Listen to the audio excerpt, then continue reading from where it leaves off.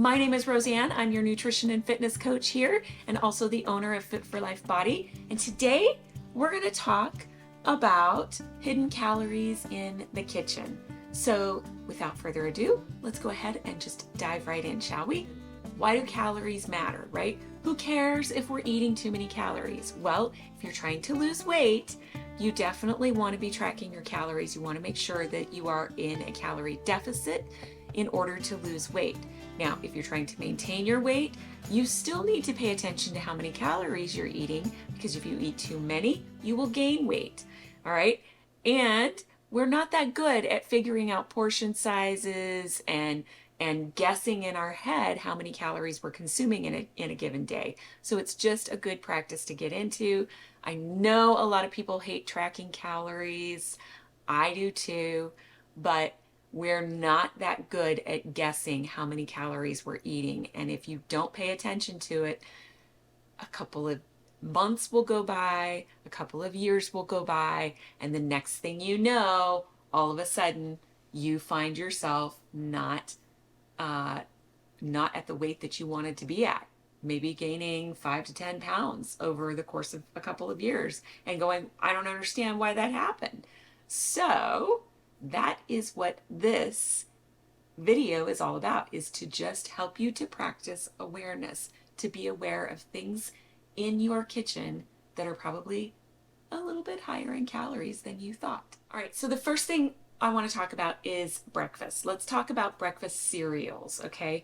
Now, I don't have, being the nutrition coach that I am, I don't have a lot of breakfast cereals in my kitchen. In fact, I have 0 cold cereal in my kitchen.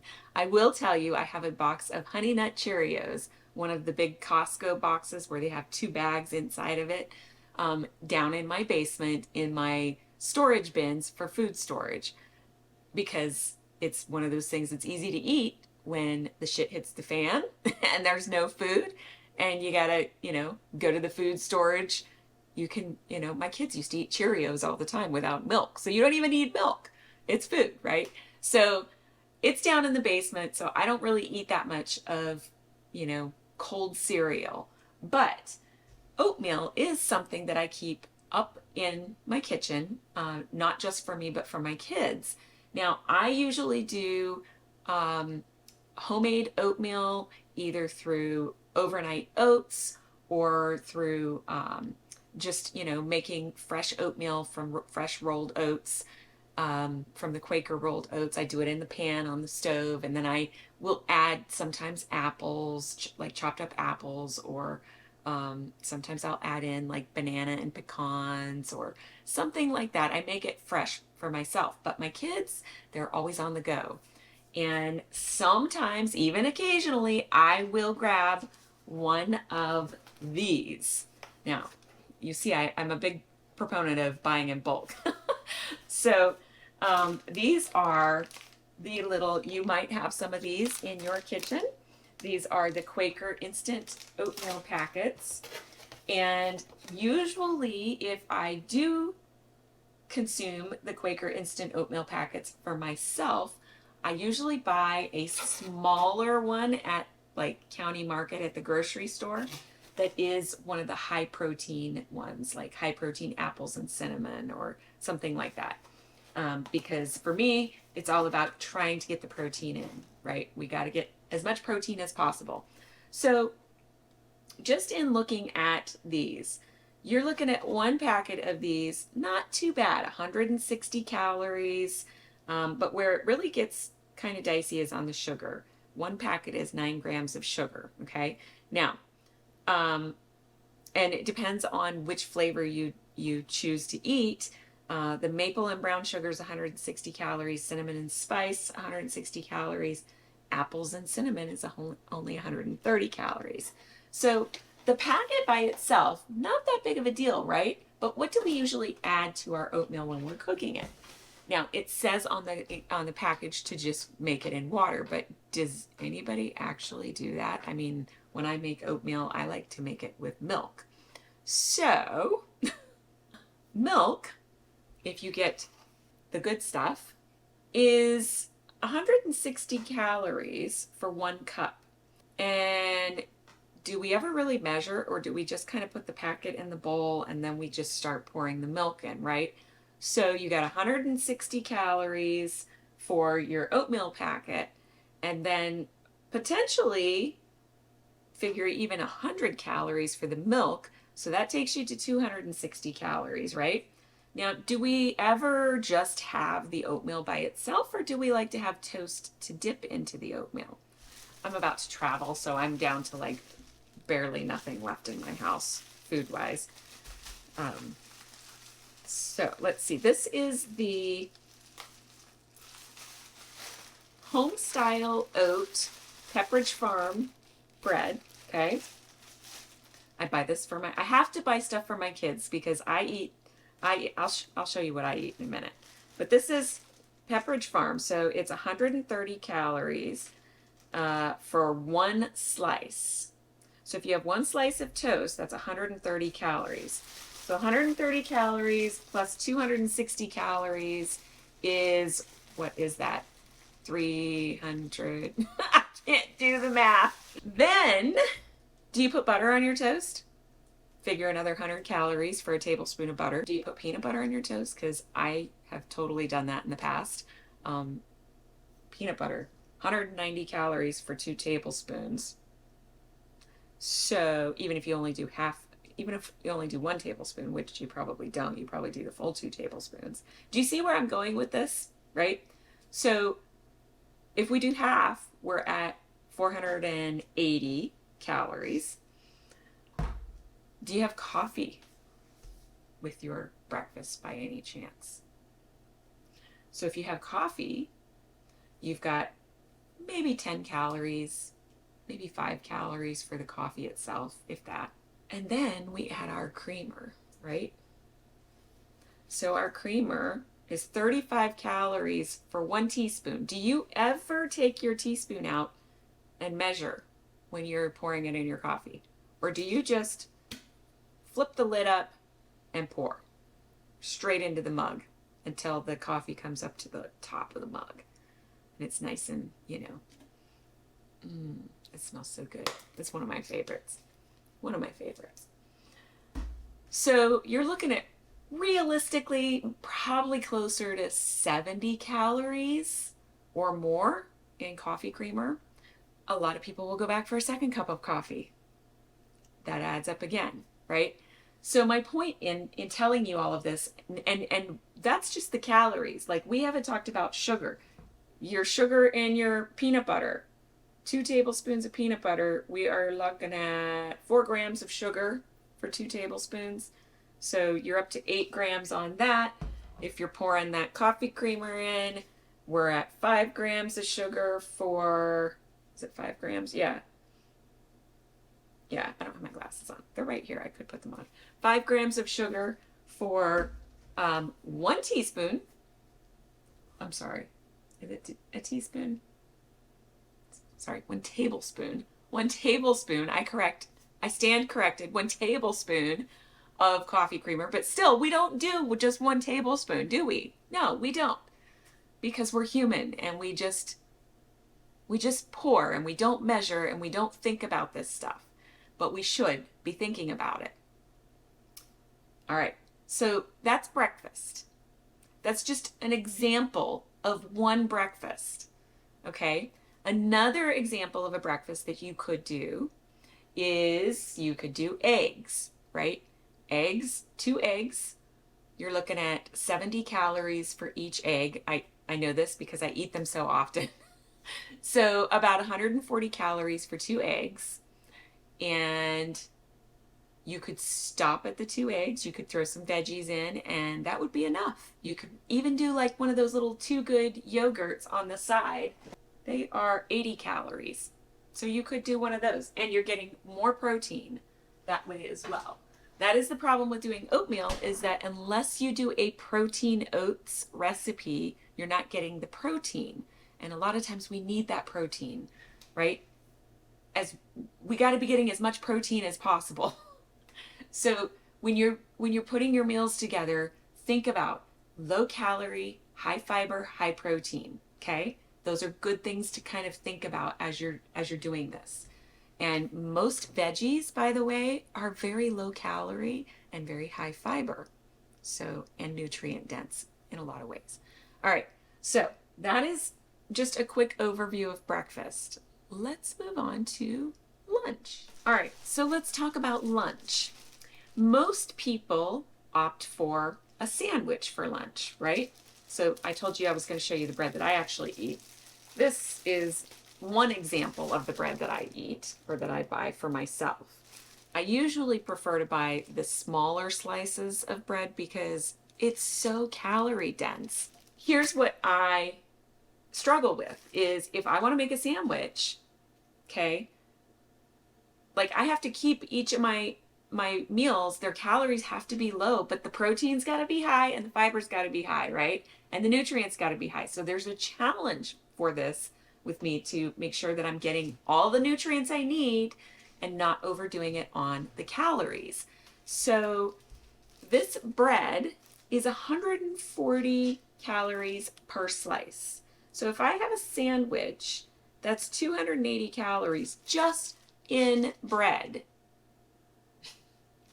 Okay, so I like to try to buy the skinnier, smaller pieces of the bread that's like the whole grains and the seeds and stuff like that. It's good bread, it's good for you, it's nutrient dense, but the calories. So, what if I want to make myself a, say, turkey and cheese sandwich with lettuce and tomato and avocado? The cheese is 110. This is just a package I had in my fridge. The cheese is 110 is 110 calories per ounce. So if you want to know how much is an ounce of cheese would be like imagine you have 6 Triscuit size crackers on a plate and you slice out 6 thin, not thicker, but thin slices of cheese to put on each of those, one slice on each of those 6 crackers. That is about an ounce of cheese. Okay, I know this because I used to do cheese and crackers and those Crunchmaster crackers all the time, and I had it like mapped out perfectly. I knew exactly how much an ounce was. I got away from that for some reason. Anyway, so you got 110. It's about enough to cover a slice of that bread too. Okay, so you got 110 calories of cheese. So we were at 280 plus 110 is 390 calories, right? And we haven't put our mayo on yet, which is 60 calories for 1 tablespoon. I'd probably put about a tablespoon on. So that's going to take us up to, what, almost 400 calories. Then you got your turkey, which I don't have any turkey in here to show you calorie-wise how much that would be. But I'm guessing about an ounce of turkey is probably going to run you about maybe 50 or 60 calories, something like that, depending on the brand, depending on if it's homemade, if it's, whatever. So that's going to take it up, right? So do you see where I'm going with this? And then you're going to add your lettuce and your tomato and the avocado. Oh, avocados, I love them, but they are so high in calories. You should do avocado as much as possible because it's a healthy fat. It's good for you. It satiates you. It's good in so many different ways, but it is one of those hidden calories that we don't think about, right? Now, you could, instead of doing bread, you could do a wrap. One of these big wraps, right? This is a sun-dried tomato basil wrap. Guess how many calories for one wrap? 220 calories for one wrap. We were at 280 calories for the bread. So we're still saving some calories, but it's still a lot of calories for one wrap, right? There's also these flat out multi-grain wraps with flaxseed. Now this is not too bad.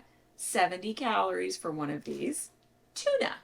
Tuna is a good choice for lunch. You could, you could just mix up some tuna, and you could totally like eat the whole can of tuna just without any bread or anything. Maybe a couple crackers on the side, something like that. That would be a good lower calorie, high protein meal. Um, the whole this whole can is one serving size. It's 170 calories, 31 grams of protein. So if you work with me at all and I'm putting together any kind of meal plans for you, unless you tell me, Rosann, I hate tuna, you can expect to see lots of tuna in your meal plans because I'm focused on getting you high protein levels. And tuna is an excellent source of protein. Do rice cakes. Now, these are good for snacks, but they're also good for lunch. You can put tuna on a rice cake. You can put avocado on a rice cake, chicken salad. You can do peanut butter on a rice cake. There's a lot of flexibility here with rice cakes. I tend to eat them not frequently, but if I'm feeling hungry and I know that I don't have a lot of calories left in my day, I will grab a rice cake, which is one cake is 40 calories and there's no sugar in it. There's not a lot of protein in it. So I'll grab a rice cake and I will either eat it plain or I will add a little bit of peanut butter on it, or like I said, maybe I can find like half an avocado. Hummus, that's another one you could add on to it. But the the point being, those hidden calories as we start adding on to it, we think, oh, it's just I had a rice cake today for a snack with a little bit of peanut butter on it. Well, that rice cake was 40 calories, the peanut butter is 190 calories. You see where I'm going with this, right? It adds up. Not saying you shouldn't consume these things, just saying be aware of what you are putting in your body.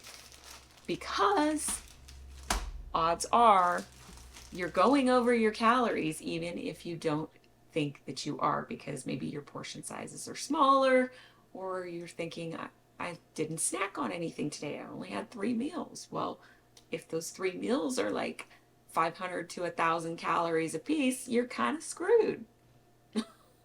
Depending on what your max calories are. Maybe you're not screwed. I don't know. All right, so that's lunch. I won't really go into dinner, but I do want to talk about a couple of other things because dinner can be a variety. There's so many different things we could do for dinner, right? Chicken and vegetables, that's a good go-to. It's a good low calorie, high protein meal. Fish and vegetables, another high protein, low calorie meal. But let's talk about salad for a minute, okay? Because salad is another one of those things where we get the hidden calories. We think we're eating something super, super healthy for us.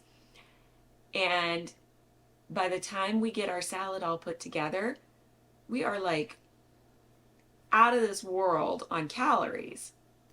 Raise of hands. Do you put cheese in your salad? I do. Do you put nuts on your salad? Sometimes I do. Croutons? Yes. Avocado? Almost always. Almost always I have an avocado on my salad. What about hard-boiled eggs or chicken? Okay. Each thing that you add to that salad, while it may be good, the protein and the eggs and the chicken or steak, the healthy fats in the avocado and the cheese, while it may be good, is adding calories to your salad. Let's talk about salad dressings. Even if you do the classic, I've got one in here already made, balsamic vinaigrette, 50 calories. You look at it, you go, that's not too bad, 50 calories. That's for 2 tablespoons. Do you ever measure out 2 tablespoons for your salad? Or do you just pour? Pour, pour, pour. Right? You're getting extra calories in your salad dressing. Now this is not bad though. 50 calories, that is not bad. Let's compare that to ranch. 2 tablespoons of ranch is 150 calories for 2 tablespoons. So if you just pour, you're looking at like 300 calories, most likely 300 calories just in dressing on top of your salad. That's insane. But it tastes good, which is why it's in my fridge. I'm keeping it real with you guys. All right. I also have kids and a boyfriend, and they like to have their ranch dressing. Thousand Island. This is one of my childhood favorites. It's one of my childhood favorites. Look at that. I don't know if you can see that. 160 freaking calories. 160 calories for 2 tablespoons. That's crazy. Now, this is really chunky, so I would probably realistically only use 2 tablespoons of this. Maybe 2.5. But still, that's a lot of calories. French dressing. 130 calories for 2 tablespoons. Don't even get me started on the amount of sugar. But I'm going to go there. 6 grams of sugar per tablespoon. Sorry, for 2 tablespoons. Do you ever have barbecue sauce on your chicken or with any of your meals at all? 70 calories per serving. A serving size is 2 tablespoons. Let's go back to the milk, okay? Protein shakes.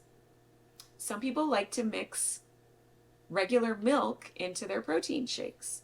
160 calories for 1 cup of milk. There's also 8 grams of protein in it, which is good, but there's also 12 grams of sugar in regular cow's milk. Not saying you shouldn't consume it, just saying be aware of how much you're putting into your body in a given day, right? Be aware of the sugar. Be aware of the calories.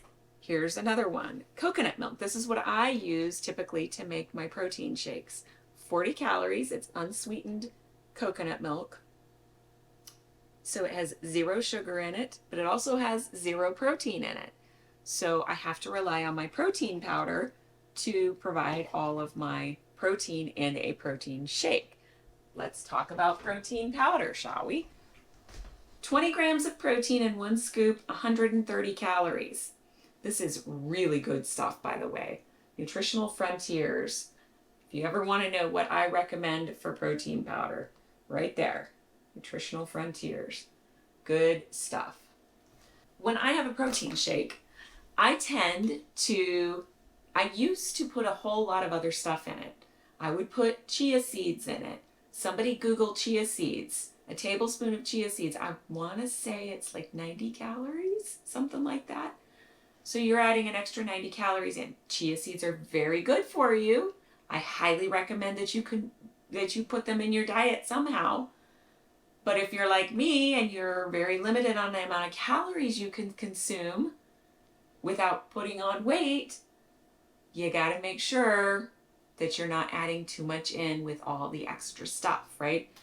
Flax seed, same thing. I think that's around 90 to 110 calories.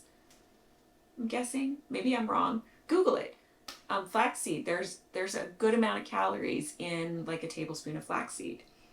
Those are things I used to put into my protein shakes. Now I just do protein powder and unsweetened coconut milk. A couple of ice cubes, and I blend it up in my little blender and I drink it that way. Let's talk about hidden calories in things like alcohol. Naturally,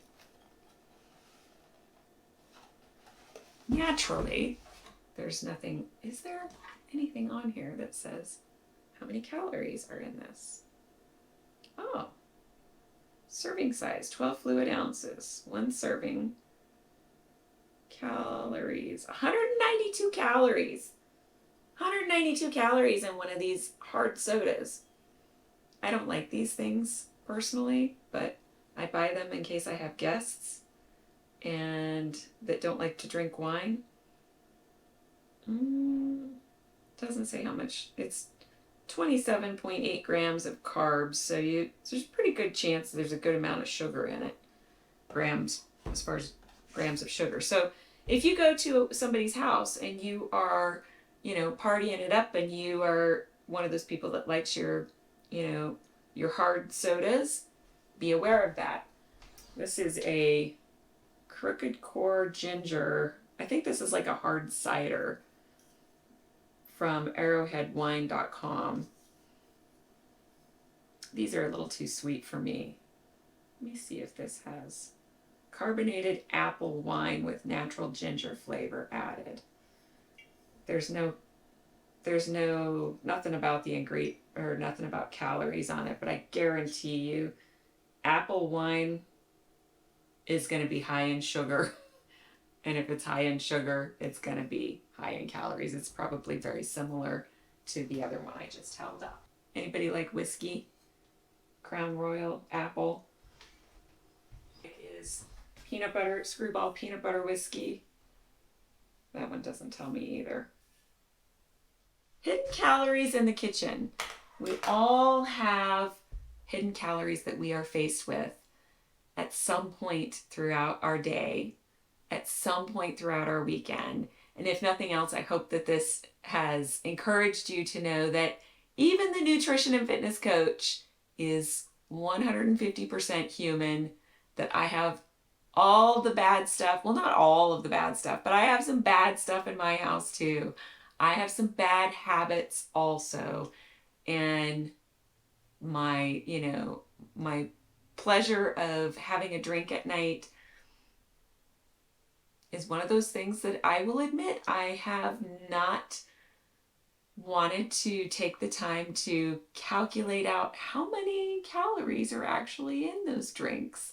I typically drink dry red wine, which I know has lower sugar in it than sweet red wines, but I haven't spent a lot of time looking at calories. I think it's like 120 calories per glass, something like that.